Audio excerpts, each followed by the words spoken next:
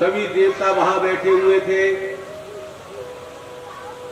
तभी गुरु बृहस्पति का वहां आगमन हुआ, और जब गुरु बृहस्पति का वहां आगमन हुआ तो अन्य सभी देवता तो अपने अपने स्थान से खड़े हो गए, लेकिन राजा इंद्र अपने स्थान पर अहंकार के वशीभूत बैठे रहे। जय जय श्री। जब गुरु बृहस्पति ने ये देखा तो मन में क्रोध की उत्पत्ति हुई कि देखो इस अहंकारी इंद्र को गुरु सर्वोपरि स्थान को, गुरु का जो स्थान है वो निर्धारित किया गया। आज इस इंद्र ने समस्त देवताओं के सन्मुख मेरा अपमान किया, इसलिए मैं इसका तत्क्षण त्याग करता हूं। जो गुरु होते हैं अगर शिष्य अपमान करे तो उसको तुरंत त्याग देना चाहिए। आज ऐसा नहीं होता। जब गुरु शब्द आया तो मुझे एक शब्द याद आ गया, अगर आप कहें गर्ग साहब तो कह दूं, है? आप लोग बताइए, कह दूं? त्रिपाठी जी कह दूं? क्या करूं? जब भक्ति भगवान की प्रवेश होती है तो भाव उत्पन्न हो ही जाते हैं। एक गुरुजी थे, उनका एक ऐसा शिष्य था जो बिना गुरु के एक दिन भी नहीं रह पाता था। बहुत अच्छी ज्ञान की बात है, समझ लेना आप सभी लोगों के लिए। एक गुरु का शिष्य ऐसा था जो बिना गुरु के एक दिन भी नहीं रह पाता था। एक दिन वो शिष्य अपने गुरुजी के पास पहुंचा, ठीक है, वो बालक चला गया। अगले दिन सगाई थी, गुरुजी नहीं गए।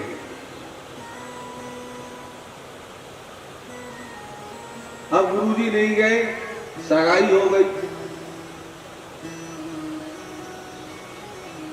शिष्य आता जाता रहा, दूसरे दिन गया, बोले गुरुजी आप आए नहीं। बोले बेटा क्या करूं, कुछ काम ऐसा पड़ गया कि मैं नहीं आ पाया। बोलो कोई बात नहीं। कुछ दिन व्यतीत हुए, तो जिस समय उसने सगाई की कहा था तो गुरुजी ने उससे एक शब्द कहा था, बोले आज तुम अपने मित्रों से गए। जब उसने कहा था कि मेरी सगाई होने वाली है तो गुरुजी ने कहा कि आज तुम अपने मित्रों से गए। समय व्यतीत हुआ, एक दिन फिर वो पहुंचा, बोले गुरुजी, बोले देखो आप सगाई में नहीं आए थे। बोले हाँ बेटा नहीं आ पाया था। बोले कल मेरी लगन है, आप अवश्य आ जाना। तो गुरुजी ने तुरंत कहा, बोले आज तुम अपने माता पिता से गए। जय जय श्री। आज तुम अपने माता पिता से गए। लगन चढ़ गई, गुरुजी नहीं गए। फिर वो पहुंचा, बोले गुरुजी देखो कल मेरी शादी है, बारात जाएगी। बोले हाँ। बोले ना तो तुम सगाई में आए। बोले हाँ। बोले ना तुम लगन में आए। बोले हाँ। बोले गुरुजी अब मेरी भी सुन लो। बोले क्या? बोले अगर तुम कल शादी में नहीं आए तो मैं बारात में नहीं जाऊंगा। तो गुरुजी बोले बेटा आज तुम अपने गुरुजी से गए, आज तुम अपने गुरुजी से गए। बारात वाले दिन गुरुजी नहीं गए,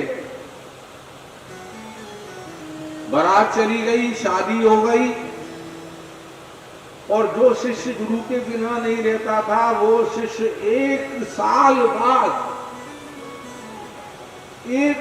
बाद अपने गुरु के पास पहुंचा। बोले गुरुजी। बोले हाँ। बोले देखो ना तो सगाई में आए। बोले हाँ। बारात में आए? बोले बिल्कुल सही। बोले अब मेरे पुत्र उत्पन्न हुआ है, अब तो आ जाना। गुरुजी बोले बेटा, बोले हाँ। बोले आज तुम अपने आप से गए, जय जय श्री। तो वो कहने लगा, बोले गुरुजी ये बताओ तुम मेरे अपने हो या पराए? तुम्हें मेरी खुशी में कभी खुशी नहीं हुई? मैंने कहा सगाई तो तुमने कहा मित्रों से गए, मैंने कहा लगन तो तुमने कहा कि माता पिता से गए, मैंने कहा बारात के लिए तो तुमने कहा कि गुरुजी से गए, और आज तुम कह रहे हो कि अपने आप से गए। तो गुरुजी हंस के कहने लगे, बोले पुत्र मैंने जो कहा था वो असत्य नहीं था।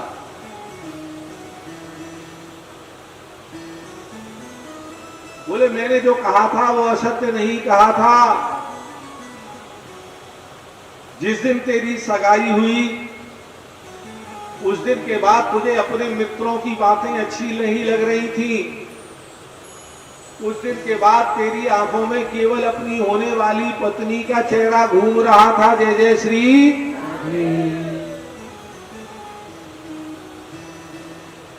बालक चुप। बोले फिर जब लगन आई तो मैंने कहा कि तू माता पिता से गया।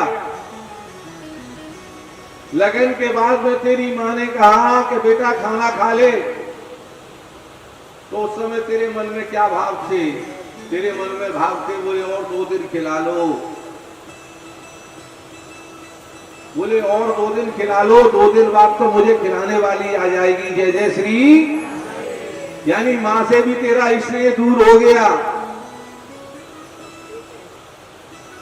वो शिष्य चुप। बोले तूने कहा था कि गुरुजी तुम नहीं आए तो मैं घोड़ी पर नहीं बैठूंगा, बारात में नहीं जाऊंगा, कहा था ना? बोले हाँ। बोले मैं तो नहीं गया? बोले हाँ। बोले तू घोड़ी पे बैठा? बोले हाँ। बारात हुई? बोले हाँ। बोले शादी हुई? बोले हाँ। बोले तू मुझसे एक दिन बिना मिले नहीं रहता था, तुझे मुझसे बिना मिले शांति नहीं मिलती थी। आज तू कितने दिन के बाद मेरे पास आया है? 1 साल के बाद। कहा तेरा एक दिन बिना मेरे नहीं जाता था, एक दिन बिना मेरे नहीं जाता था, आज तू 1 साल के बाद मेरे पास आया तो तू मुझसे दूर हो गया ना? शिष्य साहब। और बोले अब चौथी बात सुन कि मैंने तुझसे कहा कि तू अपने आप से गया। तो गुरुजी कहने लगे, बोले सुन, जब तक पत्नी को प्रथम संतान प्राप्त नहीं होती है तभी तक उसका प्रेम अपने पति के प्रति होता है, और जहां प्रथम संतान उत्पन्न हो जाती है उसके बाद उसके पति का संपूर्ण तेज उस संतान के अंदर आ जाता है। और जब उस संतान के अंदर तेज आ जाता है तब जानता है क्या होता है? बोले क्या होता है गुरुजी? बोले आजमा के देख लेना। बोले पति कहता है, बोले मुझे 1 गिलास जल दे दो पीने के लिए, मुझे 1 गिलास जल पीने के लिए दे दो। तो पत्नी का उत्तर जानते हो क्या होता है?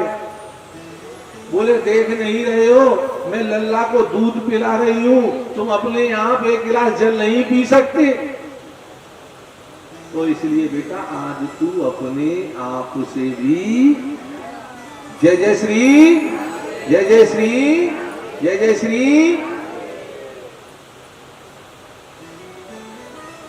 इसलिए प्रभु के चरणों में भजन ध्यान करना चाहिए और एक ही बात कहनी चाहिए, मैं तो तेरी हो गई शाम के दुनिया क्या जाने, मैं तो तेरी हो गई शाम दुनिया क्या जाने, मैं तो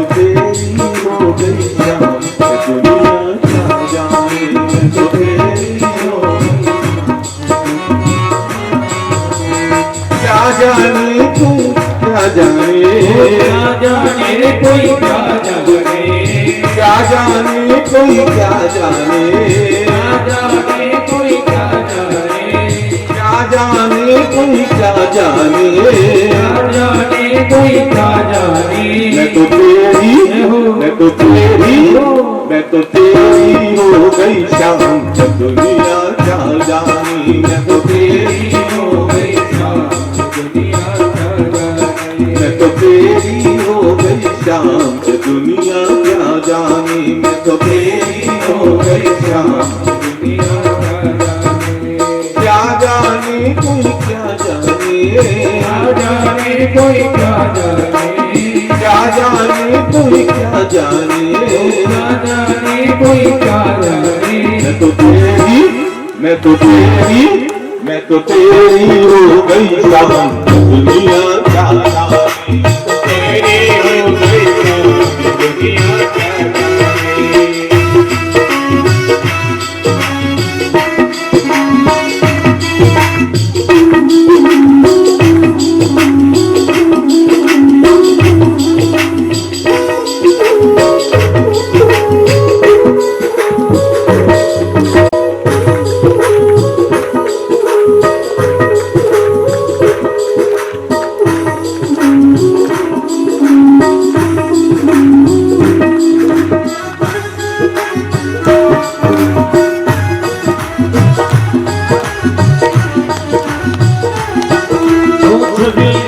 मैंने शाम की जब से छवि लगी मेरे सामने, थोड़ा उधर हो जाइए, लाइव चल रहा है। मैंने शाम की जब से छवि लगी मेरे सामने, जब से वही बाबरी में तो तब से, वही बाबरी में तो तब से, बांधी प्रेम की डोर मोहर से, बांधी डोर की मोहर से, ओ बांधी प्रेम की डोर मोहर से, बांधी प्रेम की डोरी मोहर से, नाता तोड़ा मैंने जग से, नाता तोड़ा मैंने जग से।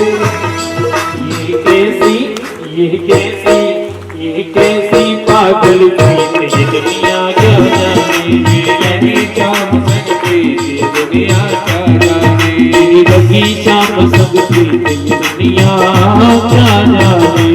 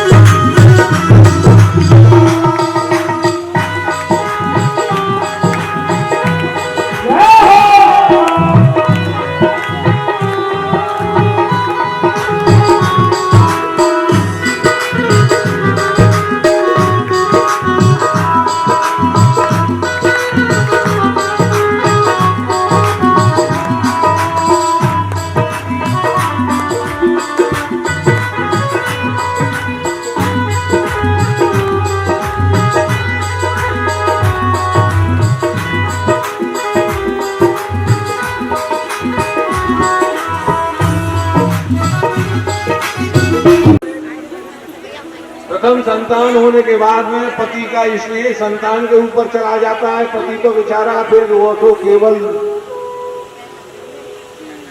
वजन उठाने वाला रह जाता है, जय श्री, है ना। यहाँ गुरु बृहस्पति ने जब देखा कि इंद्र ने मेरा सम्मान नहीं किया, तो तत्क्षण गुरु बृहस्पति ने इंद्र का त्याग कर दिया। अब जब इंद्र का त्याग कर दिया तो बिना गुरु के कैसे कल्याण होगा, इसलिए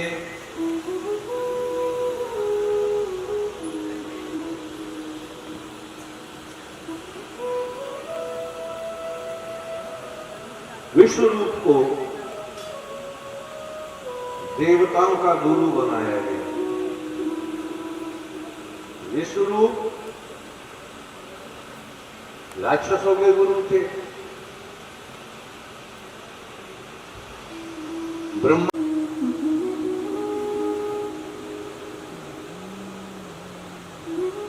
विश्वरूप यज्ञ का एक भाग असुरों को दिया करते थे।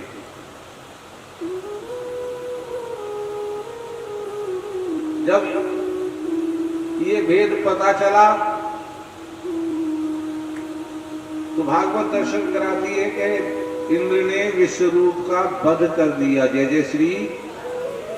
फलतः इंद्र को ब्रह्म हत्या का दोष लगा। तब इंद्र ने इस ब्रह्म हत्या के दोष को 4 भाग में विभाजित किया।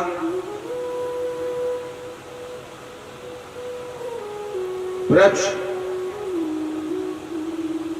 जल, पृथ्वी और स्त्री, ये 4 भागों में इंद्र ने इस ब्रह्म हत्या के दोष का विभाजन किया। आपने देखा होगा वर्षा काल में वृक्षों के ऊपर काई जम जाती है, ये इंद्र की ब्रह्म हत्या का ही परिणाम है। पृथ्वी पर भी आपने देखा होगा कि काई पड़ जाती है, ये ब्रह्म हत्या का ही परिणाम है। और नदियों के जल में भी वो काई का सा रूप जो पड़ जाता है, ये इंद्र की ब्रह्म हत्या का परिणाम है। कहते हैं कि वर्षा काल में नदी में स्नान नहीं करना चाहिए और स्त्रियों के अंदर 4-5 दिन जो होते हैं निषेध काल के, ये इंद्र को जो ब्रह्म हत्या का दोष लगा था, ये उसी का परिणाम है।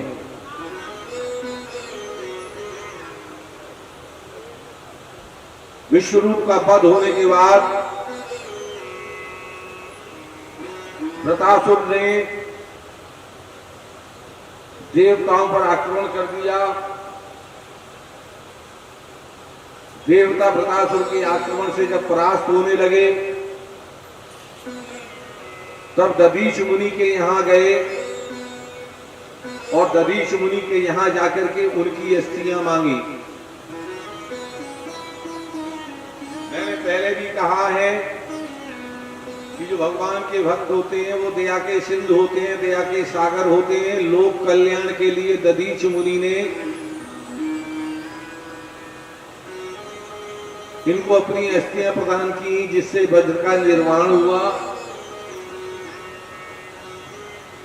और उसके बाद वृत्रासुर से देवताओं ने युद्ध किया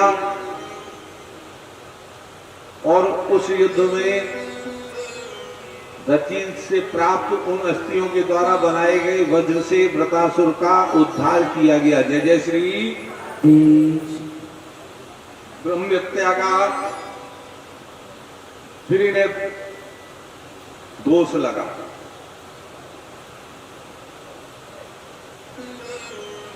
ये वृत्रासुर पूर्व जन्म में कौन था, इसके विषय में मैं बताता हूं कि एक समय की बात है। देव ऋषि नारद और अंगिरा ऋषि भ्रमण करते करते राजा चित्रकेत के नगर में पहुंचे। राजा चित्रकेत सर्व संपन्न थे, उनके कोई संतान नहीं थी। उन्होंने कई शादियां की थी मगर कोई भी संतान नहीं हुई थी। देव ऋषि नारद और अंगिरा ऋषि के द्वारा चित्रकेत की छोटी रानी को संतान की प्राप्ति हुई थी। अब जब छोटी रानी को संतान की प्राप्ति हुई थी तो राज्य में बड़ी ही प्रसन्नता थी। अन्य रानियों ने मन में विचार किया कि अब तो राजा का स्नेह सबसे ज्यादा इस छोटी रानी पर रहेगा, अब राजा हमें स्नेह क्यों करेंगे, इसलिए कुछ ऐसा करना चाहिए जिससे कि राजा का हम पर स्नेह यथावत बना रहे। तो उन सब ने मिलकर के उस बालक को विष दे करके उसको मार दिया। फलतः राज्य में शोक व्याप्त हो गया, सभी शोकाकुल हो गए। तभी पुनः देव ऋषि नारद और अंगिरा ऋषि का वहां आगमन हुआ और आगमन होने के बाद में देव ऋषि कहने लगे कि हे राजन, क्या कारण है, तुम क्यों शोक संतप्त हो? तो ये चित्रकेत कहने लगा कि आप कौन है, मैं आपको नहीं जानता। तब नारद जी कहने लगे कि हे राजन, मैं देवऋषि नारद और ये अंगिरा ऋषि जिनकी कृपा से तुम्हें संतान की प्राप्ति हुई थी। हे राजन, तुम अपनी संतान के लिए जो शोक कर रहे हो, तो उस मृतक आत्मा को बुला करके देवऋषि ने कहा कि हे वत्स, अभी तुम्हारी आयु शेष है, तुम चाहो तो इस शरीर में पुनः प्रवेश करके अपना शेष जीवन व्यतीत कर सकते हो। देखो तुम्हारा राज्य, तुम्हारे पिता तुम्हारे लिए कितने शोक संतप्त हैं। तो मृतक आत्मा ने कहा था कि हे देवऋषि, न जाने कितनी बार मैं इनका पिता बना, न जाने कितनी बार ये मेरे पिता बने। आज अगर ये मेरे लिए शोक संतप्त है तो हो सकता है कि मैं इनका शत्रु होता। इनको खुशी प्राप्त होनी चाहिए। कैसा शोक, किसका शोक? ये तो संसार का चक्र है। जैसे घड़ी की सुई 12 पे से चालू होती है और 12 पे पहुंचने के बाद पुनः उसकी गणना चालू हो जाती है, ऐसे ही जीवन का चक्र है। घड़ी की सुइयों की तरह से ये जीवन चक्र ऐसे ही चलता रहता है। और हे देवऋषि, इस शरीर की जो आप बात कर रहे हो, ये तो मिथ्या है, ये झूठा है, मैं इसमें वास नहीं कर सकता। इन शब्दों को सुनकर के चित्रकेत का जो मोह था वह दूर हो गया था। एक दिन जहां भगवान शंकर पार्वती को लेकर के बैठे हुए थे, वहां से ये जब गुजर रहा था तो भगवान शंकर और पार्वती को देख करके कहा था इसने कि अहो देवादिदेव महादेव, कितने निर्लज्ज हैं कि अपनी अर्धांगिनी को इस प्रकार से अपनी गोद में लेकर के बैठे हुए हैं। तो उस समय भवानी को क्रोध की उत्पत्ति हुई थी और भवानी ने जब श्राप दिया तो ये चित्रकेत हाथ जोड़ करके कहने लगा था कि हे मां, मैं श्राप और वरदान से नहीं भयभीत होता, क्योंकि भगवान के जो भक्त होते हैं उन्हें इन चीजों का कोई भय नहीं होता। ये भगवान वासुदेव के ध्यान में रत रहता था, इसलिए उस श्राप का इसको कोई मतलब वो शोक नहीं हुआ। लेकिन यही चित्रकेत अगले जन्म में वृत्रासुर के रूप में उत्पन्न हुआ था, जिसका इंद्र ने वध किया। इसके बाद भागवत जी के अंदर हिरण्यकश्यप का चरित्र आता है। हिरण्यकश्यप जो था, अपने भाई की मृत्यु के बाद में अपनी मां से कहने लगा कि हे मां, आंसुओं को पोंछ लो, मेरे भाई ने वीरगति प्राप्त की है और वीरों के लिए आंसू बहाना शोभा नहीं देता। और इसके बाद इस हिरण्यकश्यप ने भागवत दर्शन कराती है कि त्रिलोकी पे अपना आधिपत्य स्थापित कर लिया, देवताओं से उनका राज्य छीन लिया, देवता भयभीत अपने राज्य को त्याग करके छुपते हुए घूम रहे थे। तब भगवान से प्रार्थना की गई थी, तो भगवान ने एक ही उत्तर दिया था। ये उत्तर आप सब पर लागू होता है। जो भगवान ने उत्तर दिया है ये आप सब पर लागू होता है, हम पर भी लागू होता है। भगवान ने देवताओं से कहा था कि देखो, अभी समय तुम्हारे अनुकूल नहीं है, अभी ग्रह दशाएं तुम्हारे अनुकूल नहीं है। इन ग्रह दशाओं के परिणाम स्वरूप तुमको इन कष्टों की प्राप्ति हो रही है। तुम धैर्य धारण करो, जब समय अनुकूल होगा तब तुम्हारा मनोरथ सिद्ध होगा। इस समय ये ब्रह्मदेव के वरदान से मदमस्त है, इसलिए इसका कोई भी अहित नहीं कर सकता है। जब ये स्वयं मेरे भक्त से बैर करेगा तब तुम्हारे मनोरथ की सिद्धि होगी। इसलिए तब तक तुम धैर्य को धारण करो। अर्थात जब हमारा समय विपरीत होता है, जब ग्रह दशाएं हमें परेशान करती हैं, उस समय पे हमको धैर्य धारण करना चाहिए, विचलित नहीं होना चाहिए, घबराना नहीं चाहिए। गोसाई जी भी कहते हैं कि धीरज धर्म मित्र और नारी, आपत काल परखिए चारी। धीरज धर्म मित्र और नारी, आपत काल परखिए चारी। धीरज धर्म, धीरज धर्म मित्र और नारी। धीरज धर्म मित्र और नारी, धीरज धर्म मित्र और नारी।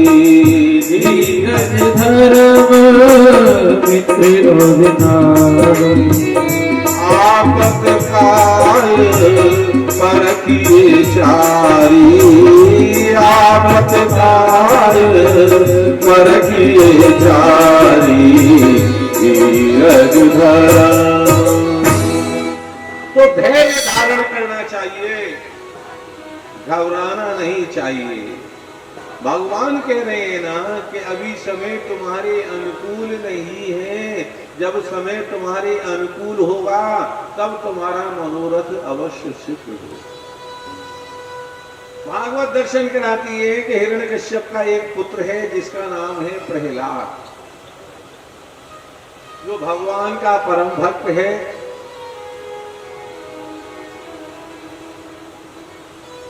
और हिरण्यकश्यप ने उस बालक को विद्या अध्ययन के लिए सुंद मार्ग के यहाँ पर भेजा और कहा कि इस बालक को ऐसी शिक्षा दो जिससे कि ये मुझको ही सर्वस्व माने। वह सुंद मार्ग के आश्रम में जाकर के जो गुरु शिक्षा देते थे उस शिक्षा को ग्रहण करता था। जैसे गुरु शिक्षा देते थे वैसे वह ग्रहण करता था। और जब गुरु वहां से चले जाते थे तब वह अपने सखाओं को इकट्ठा करके एक जगह बैठ जाता था और बैठ करके क्या कहता था जानते हो? अपने मित्रों से, सखा सब प्रेम से बोलो, हरि शरणम हरि शरणम। सखा सब प्रेम से बोलो, हरि शरणम हरि शरणम। सखा सब प्रेम से बोलो, हरि शरणम हरि शरणम। हरि शरणम हरि शरणम हरि शरणम हरि शरणम हरि शरणम हरि शरणम हरि शरणम हरि शरणम।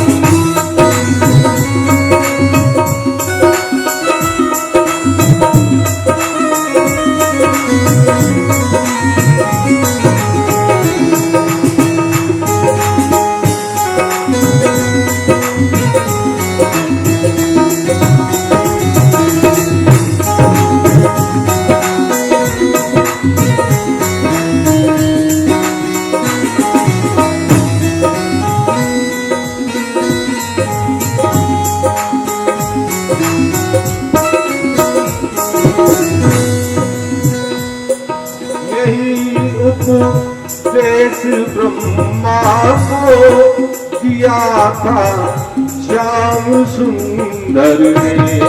यही